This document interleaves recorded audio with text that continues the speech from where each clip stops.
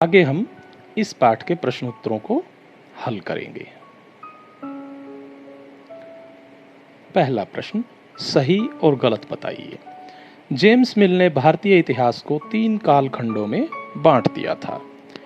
यह सही है। पिछले वीडियोस में भी हम यह देख चुके हैं कि किस प्रकार जेम्स मिल ने भारतीय इतिहास को 3 कालखंडों में बांट दिया था। ये कालखंड थे हिंदू, मुस्लिम और ईसाई कालखंड या ब्रिटिश शासन के अधीन भारत का कालखंड।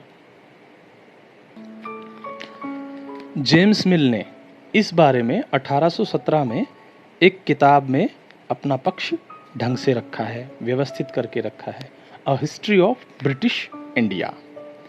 तो जेम्स मिल के अनुसार हमारे इतिहास को उसने 3 कालखंडों में बांटा, हिंदू इतिहास, मुस्लिम इतिहास और ईसाई या ब्रिटिश शासन के अधीन भारत का काल। उसकी यह पुस्तक, कौन सी पुस्तक? A history of British India, her company कर्मचारी को, यानी उस समय ब्रिटिश सरकार के अधीन हर कर्मचारी को पढ़नी पड़ती थी।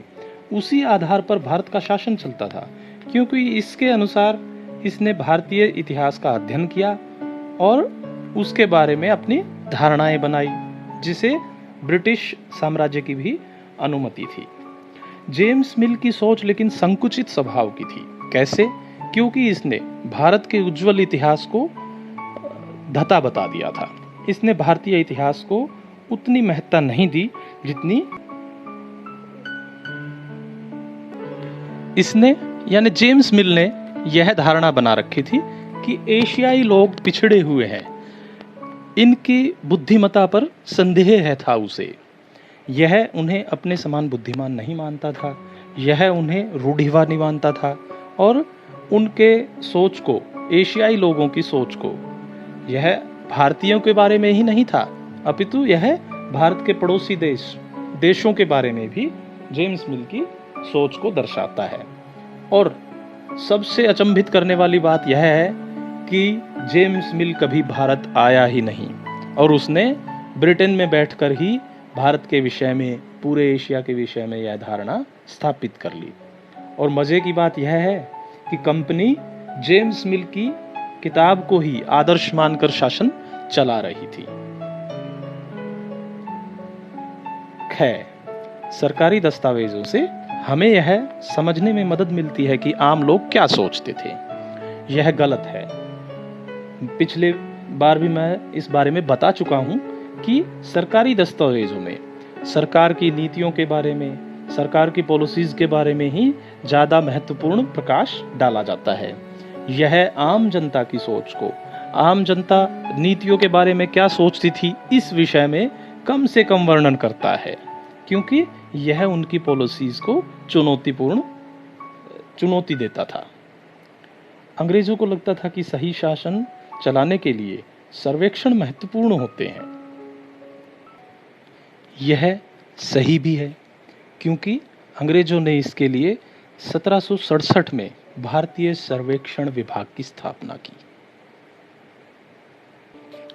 अंग्रेज क्योंकि भारत में अजनबी थे, उन्हें भारत की भौगोलिक परिस्थितियों के बारे में, यहाँ की सांस्कृतिक परिस्थितियों के बारे में अधिक जानकारी नहीं थी, अधिक ज्ञान नहीं था। इसके लिए उन्होंने विभिन्न सर्वेक्षण कार्यों को महत्ता दी। विभिन्न कमीशन बनाते थे और उनके माध्यम से किसी भी अमुक विषय पर सर्वेक्षण कराते और उस बारे में पॉलिसी बनाते। अगला प्रश्न है, जेम्स मिल ने भारतीय इतिहास को जिस तरह कालखंडों में बांटा है, उसमें क्या समस्याएं हैं? तो भारतीय इतिहास के इस काल विभाजन में समस्याएं हैं। समस्याएं क्यों हैं? क्योंकि इन तीनों कालखंडों में कई धर्म साथ साथ चलते रहे।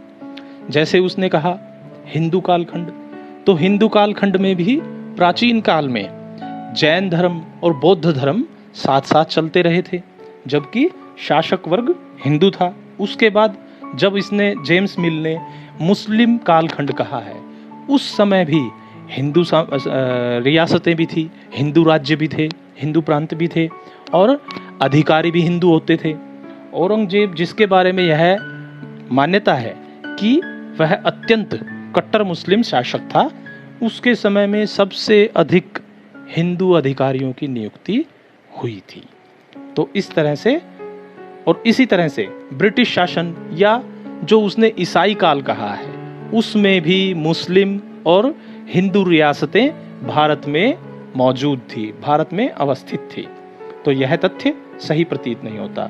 शासक के धर्म का भी ज्यादा महत्व नहीं होता था, जो हम अभी पिछले बिंदु पर बता चुके हैं कि हिंदू शासनकाल में बौद्ध और जैन धर्म भी थे, ब्रिटिश शासनकाल में हिंदू मुस्लिम रियासतें भी थी। जेम्स मिल अपनी औपनिवेशिक विचारधारा से भारतीय इतिहास को धार्मिक आधार पर बांटकर लोगों की एकता भंग करनी चाहता था। इस आधार पर यानी धार्मिक आधार पर कालखंडों को बांटने का उद्देश्य कहीं ना कहीं जेम्स मिल का अपनी औपनिवेशिक विचारधारा से भारतीय समाज को बांटना ही था। वह ब्रिटिश साम्राज्य को भारत में अधिक से अधिक प्रसारित करना चाहता था और लोगों की एकता रहते हुए वह इस कार्य को करने में मुश्किलें महसूस करता था। तो इसलिए लोगों को सांस्कृतिक आधार पर, धार्मिक आधार पर बांटकर वह उन्हें कमजोर करना चाहता था। अगला प्रश्न है, अंग्रेजों ने सरकारी दस्तावेजों को किस तरह सुरक्षित रखा? तो इसके बारे में भी हम पहले वर्णन कर चुके हैं, पर इसे फिर से देखते हैं। अंग्रेज सभी महत्वपूर्ण दस्तावेजों और पत्रों को, पत्र यानी जब एक अधिकारी दूसरे अधिकारी को कोई औपचारिक पत्र लिखता या ब्रिटिश शासन से भारतीय शासन व्यवस्था में कोई पत्र जारी किया जाता या गवर्नर जनरल या गवर्नर या वायसराय की तरफ से अपने मातहत कर्मचारियों को कोई आदेश पत्र दिया जाता, इस तरह के पत्रों को संभाल कर रखना बहुत आवश्यक मानते थे। इसके लिए उन्होंने तहसील स्तर पर, जिला स्तर पर, कमिश्नर व प्रांतीय स्तर पर सुरक्षित रिकॉर्ड रूम बनवाए, जहां पर इन सभी दस्तावेजों को, इन सभी पत्रों को संभाल कर रखा जाता था।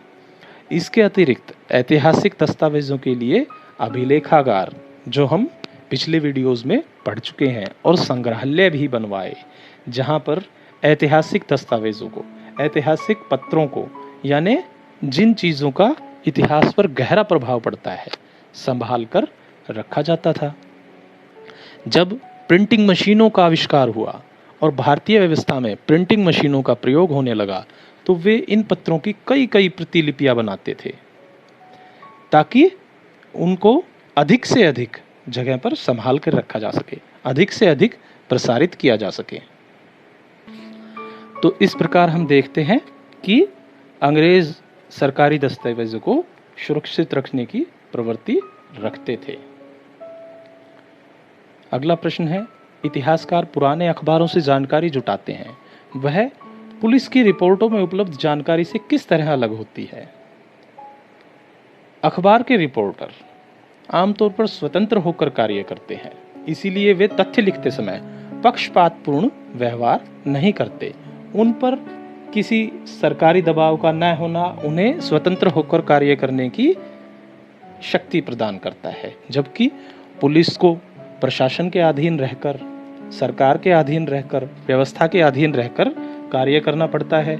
इसीलिए वे अपने उच्च अधिकारियों के कहने पर या सरकार के प्रभाववश अलग तथ्य दे सकते हैं, झूठे तथ्य भी दे सकते हैं। उन पर अनेकानेक प्रकार का दबाव होता है, जबकि अखबार या मीडिया पर स्वतंत्र रहकर कार्य करने की शक्ति होती है। उनके पास आज के समय में तो लोकतंत्र का भी साथ है, और प्राचीन काल में भी वे पुलिस या प्रशासन से इतर स्वतंत्र रूप से कार्य कर सकते थे। उनके पास अधिक स्वतंत्रता थी बजाय पुलिस के। तो इसीलिए उनकी जानकारी इतिहासकारों के लिए पुलिस की रिपोर्ट्स की जानकारी से अधिक महत्वपूर्ण होती है। तो इसी के साथ हमारे इस पाठ के प्रश्नोत्तर समाप्त होते हैं। आशा है आपको ये प्रश्न अच्छे लगे होंगे, और अंत में मैं यही कहना चाहूँगा कि हमें इतिहास को जिज्ञासा के लिए पढ़ना चाहिए, जानकारी जुटाने के लिए पढ़ना चाहिए, अपने विकास के लिए पढ़ना चाहिए। Thank you.